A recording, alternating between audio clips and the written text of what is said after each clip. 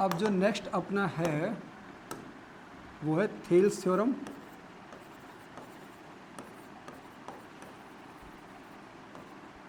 या फिर बार बार ये आपके पास आएगा एक स्पेसिफिक नेम से, basic proportionality theorem. Basic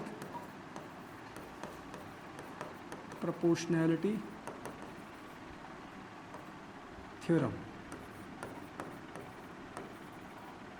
Thales theorem इसलिए है क्योंकि जिस मैथमेटिशियन ने इस थ्योरम को प्रपोज किया था, जिन्होंने इसको लिखा था या जिन्होंने इसकी स्टडी की थी, वो थे थेल्स। ठीक है, तो आपकी बुक में ये जो थ्योरम है ये है आपका theorem 6.1।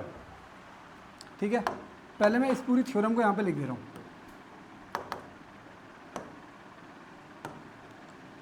Theorem, if a line is drawn parallel to one side of a triangle to intersect the other two sides in distinct points, the other two sides are divided in the same ratio।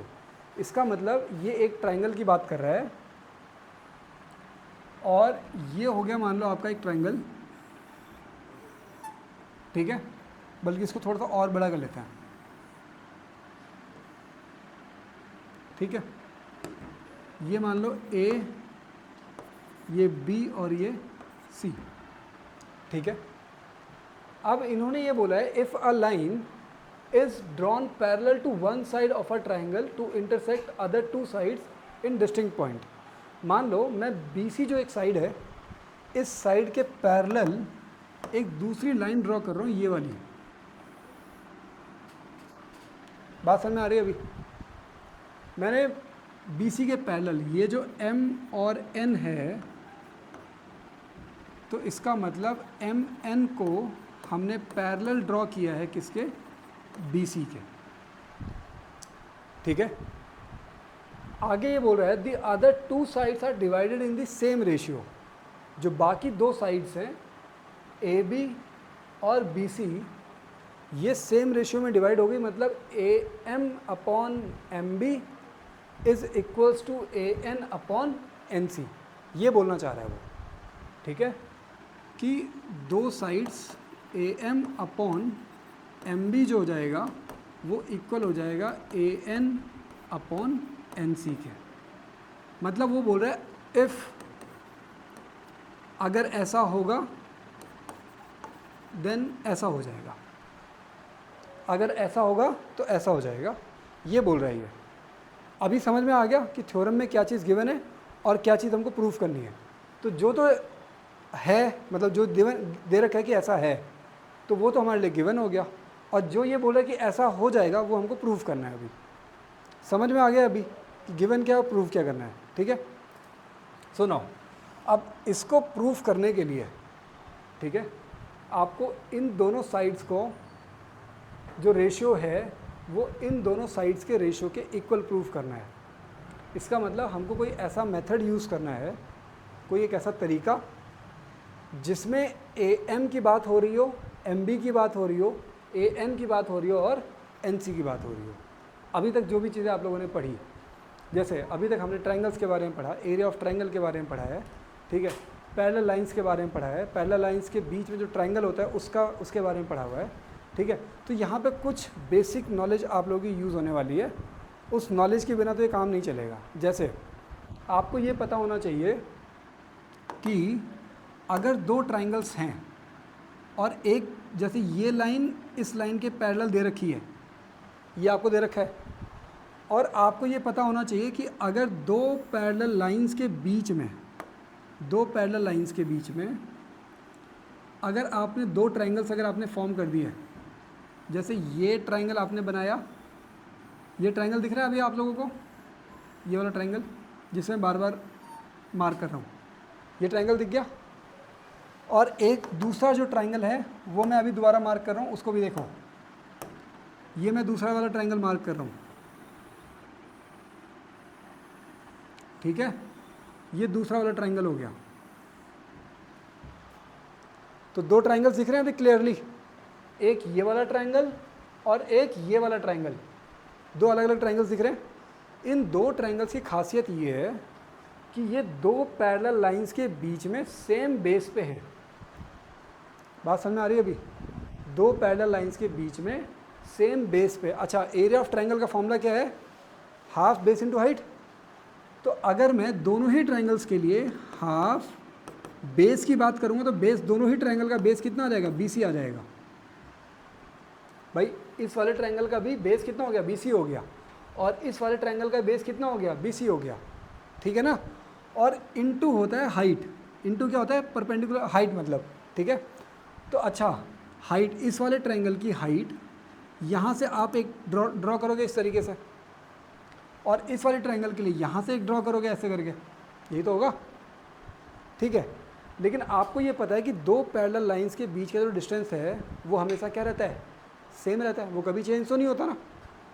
तो इसका मतलब अगर मैं बोल रहा हूँ कि इन दोनों के बीच की डिस्टेंस h है, तो h का मतलब ये वाली भी डिस्टेंस आपकी h आएगी और ये वाली डिस्टेंस भी आपकी h आएगी। और इसका मतलब कि दोनों ही ट्रायंगल्स का एरिया क्या आ रहा है, सेम आ रहा है। यही फॉर्मूला बनेगा ना दोनों का। भाई चाहे आप इसका एरिया निकाल दो और चाहे आप इसका एरिया निकाल दो, एरिया क्या आएगा, सेम आएगा।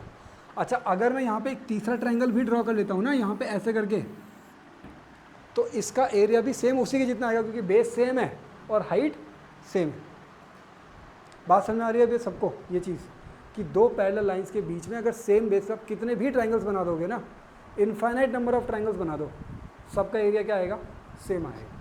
तो ये आपकी नॉलेज है जो कि पहले से आपको होनी चाहिए, जो कि आपके यहाँ पे अभी यूज़ होने वाली है, और हम लोग अभी इसको यूज़ करेंगे।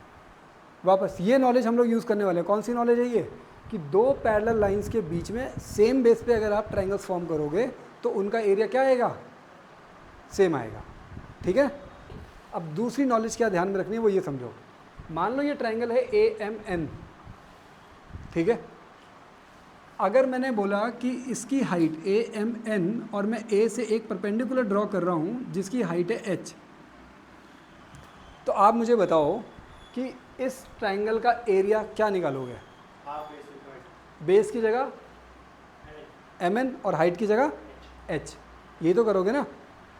अब दूसरा समझो कि अगर मैंने ये बोला कि यहाँ से अगर आप इस पे परपेंडिकुलर ड्रॉ करो तो इस परपेंडिकुलर की हाइट आपकी आ रही है x, तो क्या अभी आप इस एरिया, इस ट्रायंगल का एरिया निकाल सकते हो, निकाल सकते हो। उस पता कैसे निकालना पड़ेगा, आपको बस ये एज्यूम करना पड़ेगा कि ये जो साइड आपकी AN है ना, ये जो साइड आपकी AN है, ये इस साइड का क्या होगा, इस ट्रायंगल के लिए ये बेस हो जाएगा। AN क्या हो जाएगा, बेस। तो इस पर्टिकुलर ट्रायंगल की हाइट x आ जाएगी, तो हाफ AN इंटू एक्स कर दोगे। समझ में आ रहा है अभी, कर लोगे अभी है। तो अभी सेम ट्रायंगल का एरिया हमने दो तरीके से निकाल दिया अभी, ठीक है। नाउ अब आप मुझे एक चीज़ बताओ, क्या अगर मैं यहाँ से एक लाइन इस तरीके से ड्रॉ करूँ यहाँ पे परपेंडिकुलर, और इसको मैं बोलूँ y है ये, तो क्या इस ट्रायंगल का एरिया आप लोग निकाल सकते हो, बताओ क्या होगा इसका एरिया, समझ में आ रहा है अभी सबको। अब इसका एरिया क्या हो जाएगा, हाफ AM बेस हो जाएगा और इनटू हाइट y ले लोगे तो इसका एरिया आ जाएगा। ये दो कॉन्सेप्ट इस थ्योरम की प्रूविंग के लिए आपको ध्यान रखने हैं। Hello dear students, I hope कि आप लोगों को ये सारी वीडियो बहुत अच्छी लग रही हैं और आप लोग इसको अच्छे से यूज़ भी कर रहे हो, नोट्स भी बना रहे हो। मैं यहाँ पे हर एक चीज़ राइट डाउन इसीलिए कर रहा हूँ सो दैट कि आप भी कॉपी और पेन लेकर के बैठो और नोट्स बनाओ, ठीक है।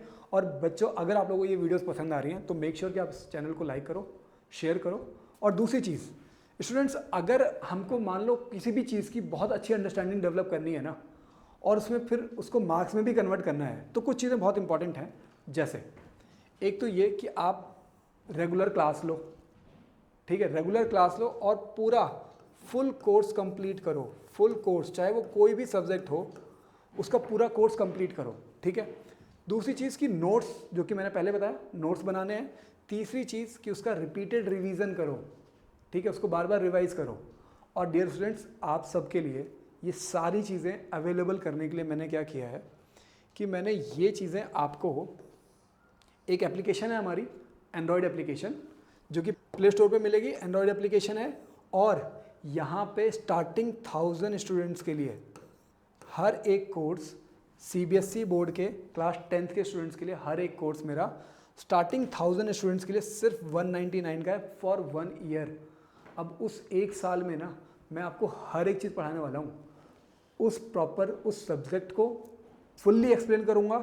फिर उसके बाद उसके जो इंपॉर्टेंट क्वेश्चंस हैं, जो बोर्ड में आने वाले क्वेश्चंस हो सकते हैं, एक्सपेक्टेड क्वेश्चंस जो हो सकते हैं, वो सारी चीज़ें ओनली फॉर 199 आपको अवेलेबल हो जाएंगी किसी भी एक सब्जेक्ट की।